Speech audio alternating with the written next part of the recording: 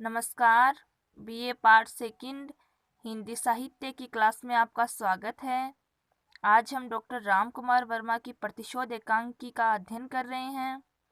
इसका हमने पहला पार्ट पढ़ा था पहले, जिसमें हम प्रतिशोध एकांकी के पात्रों से अवगत हो गए थे। भारवी है वह संस्कृत का महाकवि, श्रीधर उसके पिता और महापंडित, संस्कृत के सुशीला भारवी की माता, भारती आती है इसमें, एक पात्र जो एक विदुषी है, आभा सेविका है। इसके पहले वाले वीडियो में हमने पढ़ा था कि श्रीधर और सुशीला दोनों उपनिषद का यह एक श्लोक है वह पढ़ रहे थे।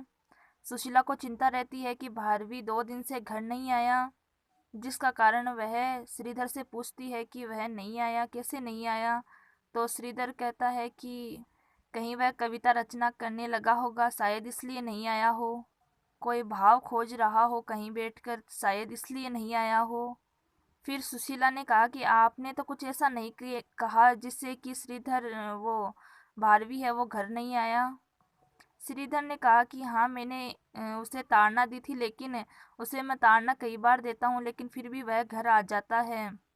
तो सुशीला उसे ताड़ना का कारण पूछती है, तो वह कहता है कि भारवी पंडितों से शास्त्रार्थ कर रहा था। मैंने देखा कि वह शास्त्रार्थ में अनेक पंडितों को हरा रहा था, जिससे कि उसमें घमंड आ रहा था या गर्व आ रहा था।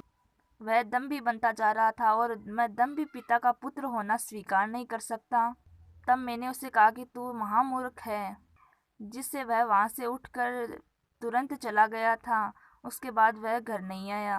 तो इससे आगे सुशीला कहती है कि आपने उसे रोका क्यों नहीं, इससे आगे का हम अध्ययन करेंगे आगे।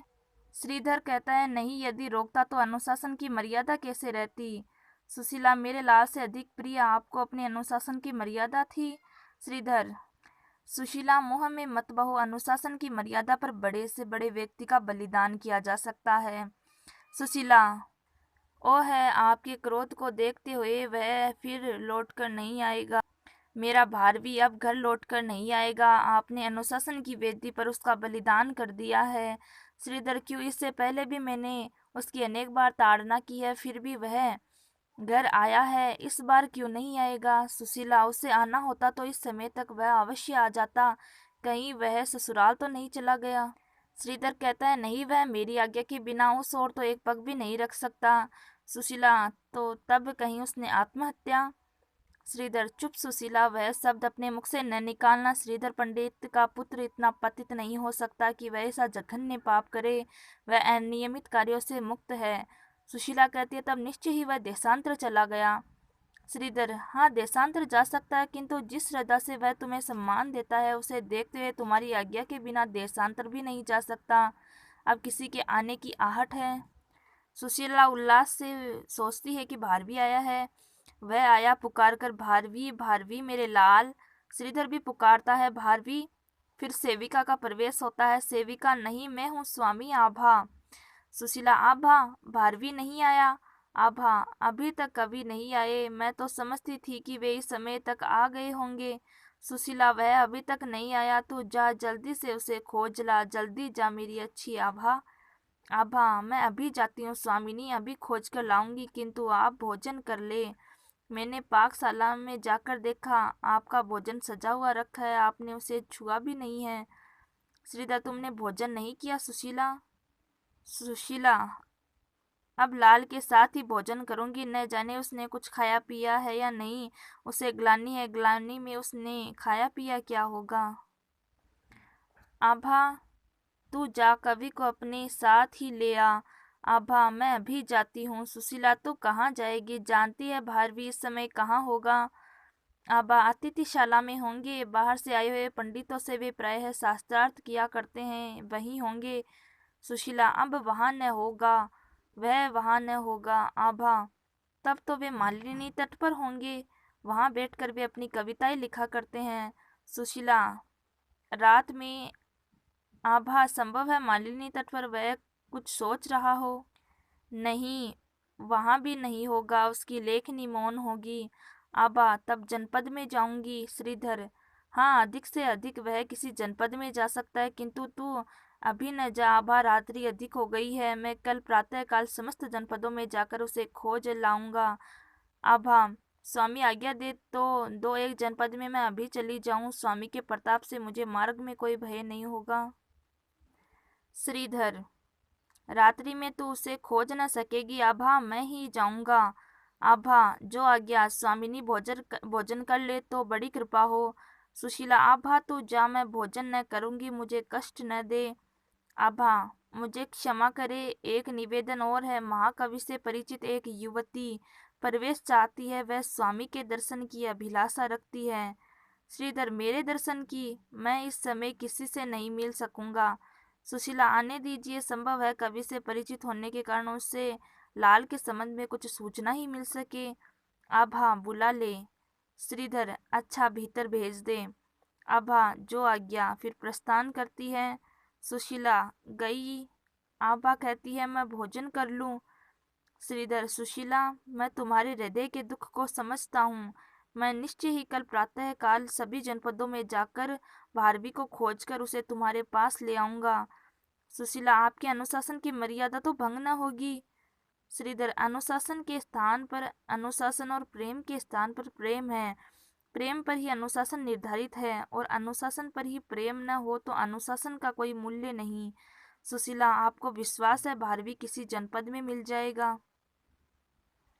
श्रीधर, मुझे विश्वास है जब वह अनियमित कार्यों से मुक्त है तो किसी न किसी जनपद में अवश्य मिल जाएगा। सुशीला, यदि नहीं मिला तो? श्रीधर, तो मैं राजकीय सहायता की प्रार्थना करूंगा। राजकीय शक्ति उसे कहीं से भी प्राप्त कर सकती है। सुशीला, आप मुझ पर महान उपकार करेंगे। श्रीधर, मोह के वशीभूत न बनो, तुम पर मेरा कैसा उपकार। तुम शांति से शयन करो, मैं कल प्रातः काल भारवी सहित लौटूंगा। सुशीला, परसों से गया है मेरा लाल। फिर सुशीला उसके घर छोड़कर जाते समय उसकी जो वेशभूषा थी उसके बारे में बता रही है कि उसने कोसे वस्त्र धारण कर पीत रंग का अधो वस्त्र और नील रंग का उत्तरीय पहन रखा था। कुंचित केस, मस्तक पर पीत चंदन की पत्रावली, मध्य में अरुण बिंदु। शास्त्रार्थ के लिए जाते समय मैंने अपने हाथों से उसे पुष्पहार पहनाया था। उसने मुझे प्रणाम किया था। स्नेह गदगद हो मैंने कहा, विजयी बनो। उसके मुख पर हल्की मुस्कुराहट थी। क्या जानती थी कि आज उसे पिता की भर्त्सना मिलेगी। श्रीधर, भावुक मत बनो सुशीला, विश्राम करो। मैं तुम्हें वचन दे चुका हूँ कि तुम्हारा भारवी कल तुम्हारे पास होगा। सुशीला, आज ही हो सकता था वह मेरे पास यदि आप पुत्र प्रेम से अधिक शास्त्र चिंतन को महत्व न देते। श्रीधर, मैं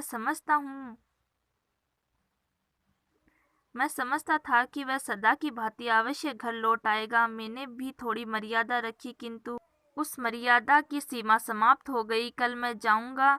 हम उसकी पत्नी के प्रति तो भी उत्तरदायी हैं और वह यहाँ नहीं है। सुशीला, तब मेरे लिए न सही तो उसकी पत्नी के लिए ही आप कवि को खोज कर लाए। भारती का प्रवेश होता है। भारती, मैं आ सकती हूँ? प्रणाम करती हूँ, मेरा नाम भारती है। सुशीला, भारती आओ देवी, तुम कभी भारवी से परिचित हो? भारती, वसंत ऋतु में कोकिल के स्वर से कौन परिचित नहीं। प्रभात में भैरव राग के स्वर किसे जागरण का संदेश नहीं देते। पूर्णिमा के आकाश में अमृत का कलश चंद्रमा अंधकार के हृदय में भी प्रकाश की मंदाकिनी प्रवाहित कर देता है। ऐसे ही है महाकवि भारवी, उन्हें कौन नहीं जानता। सुशीला, तुम उन्हें कब से जानती हो देवी? भारती, गत पूर्णिमा के पर्व पर उन्होंने जो शास्त्रार्थ किया था उसमें शास्त्र को जैसे जीवन मिल गया। आज तक वेदांत की मीमांसा इतनी सुंदर मैंने नहीं सुनी जैसी महाकवि भारवी के मुख से सुनी, जैसे ब्रह्म ज्ञान सरस्वती की वीणा पर नृत्य कर रहा हो। सुशीला, धन्य है मेरा कवि। श्रीधर, इस समय तुम्हारे आने का अभिप्राय क्या है देवी भारती? भारती, महाकवि के दर्शन, उनका सत्संग ही तो ज्ञान का सागर है जिसके तट पर बैठकर मैं अनुभूति की लहरें गिन सकती हूँ। श्रीधर, किंतु भारवी यहाँ नहीं है। सुशीला, हाँ, कवि अभी तक नहीं आया। भारती, मैंने तो उन्हें मालिनी तट पर देखा था, सोचती थी कि इस समय तक वे यहाँ आ गए होंगे। सुशीला, कब देखा था, किस समय देखा था देवी?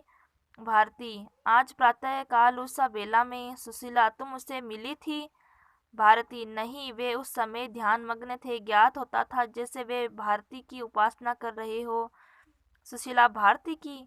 भारती हंसकर, मेरी नहीं, वीणा पाणी भारती की, सरस्वती की। मैंने उनका ध्यान भंग नहीं करना चाहा, सोचा बाद में उनसे वार्तालाप करूंगी। सुशीला, फिर वार्तालाप किया? भारती नहीं, वे उद्विग्नता से उठकर एक ओर चले गए, मैं उन्हें पा न सकी। सुशीला, उसके बाद पता पाया कि वह कहाँ गया? भारती नहीं, फिर मैं न जान सकी कि वे कहाँ गए। सुशीला, वह तब से आया भी नहीं, उसके पिता भी तब से उसकी प्रतीक्षा कर रहे हैं। भारती, ये उनके पिता है? प्रणाम करती हूँ। प्रणाम करती है फिर? सुशीला, आयुष्मती बनो देवी भारती। भारवी जैसे ही आएगा तुम्हारे आने की सूचना दे दी जाएगी। भारती, मैं कृतार्थ हुई, किंतु आप कष्ट न करें, कल प्रातः काल मैं पुनः सेवा में उपस्थित हो जाऊंगी। सुशीला, यदि इस बीच तुम्हें उसकी सूचना मिले देवी तो मुझे सूचना देना, मैं कृतार्थ होऊंगी। भारती, अवश्य। तो मुझे आज्ञा दे, प्रणाम करती हूँ। सुशीला, आयुष्मती बनो। प्रणाम करती हुई प्रस्थान करती हैं। सुशीला, देवी भारती से भी मेरे लाल की कोई सूचना नहीं मिली। श्रीधर, अच्छा, अब तुम विश्राम करो, शांत मन से, स्थिर चित्त से। सुशीला, विश्राम, स्थिर चित्त से? व्यंग्य की दबी हंसी के साथ बोलती है, माँ के लिए विश्राम और स्थिर चित्त? जब उसका पुत्र उसके पास नहीं है, आप विश्राम करें, शास्त्र चिंतन समाप्त करें। श्रीधर, हाँ, मैं भी उठता हूँ। तुम अपने शयन पर जाओ, कुछ देर से आसन पर बैठी हो, पैर में शून्यता हो जाएगी, कल जब भारवी आएगा तो उठ भी न सकोगी। सुशीला, उठ भी न सकूंगी, आप शयन करें, मैं अपने शैया पर चली जाऊंगी। श्रीधर, उठो, मैं सहायता दे दूं, स्थिर चित्त से शयन करो, उठो, मैं वचन देता हूँ कि कल भारवी को अपने साथ ले आऊंगा। सुशीला, आप मेरे जीवन का सबसे बड़ा कार्य करेंगे। चलिए। सुशीला उठकर अपनी शैया पर जाती है। श्रीधर, अब ठीक है, मैं दीपक मंद कर देता हूँ, यह लो, अब इस पर शयन करो। मैं भी शयन करते हुए सोचूंगा कि सबसे पहले कहाँ जाऊं। सुशीला, वह अपनी ग्लानि में कहीं दूर चला गया होगा। श्रीधर, चाहे जितनी दूर चला जाए, मैं उसे लाऊंगा ही। सुशीला, लाइए, अवश्य लाइए, उसके बिना मैं जी न सकूंगी। पूर्णिमा के चंद्र की तरह वह मेरा एक ही लाल है, महाकवि महापंडित भारवी। श्रीधर नेत्र बंद किए चिंतित मुद्रा में, हम कुछ शांति। शयन करो। कुछ देर तक स्तब्धता रहती है। सुशीला, कुछ क्षण बाद, मुझे नींद नहीं आ रही है, मन न जाने क्या क्या सोचता है। श्रीधर, अपना मन स्थिर करो, कुछ शांति। ऊपर देखो, आकाश में कितने तारे हैं, ये एक दूसरे से कितनी दूर है, किंतु इनमें से कोई चिंतित नहीं है, सभी समान रूप से चमक रहे हैं। सुशीला, इन तारों में कोई माता न होगी। श्रीधर, अपने मन को कल्पना से मुक्त करो। सुशीला, ईश्वर की शक्ति में विश्वास रखो। बीज से फूल कितनी दूर रहता है, किंतु बीज कभी मलिन नहीं होता, वह फूल का प्रफुल्लित रखने के लिए निरंतर रस भेजा ही करता है।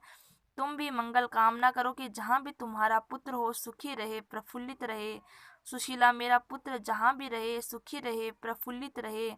श्रीधर, हाँ, ईश्वर की शक्ति कण कण में वर्तमान है, वह सबका पोषण करता है।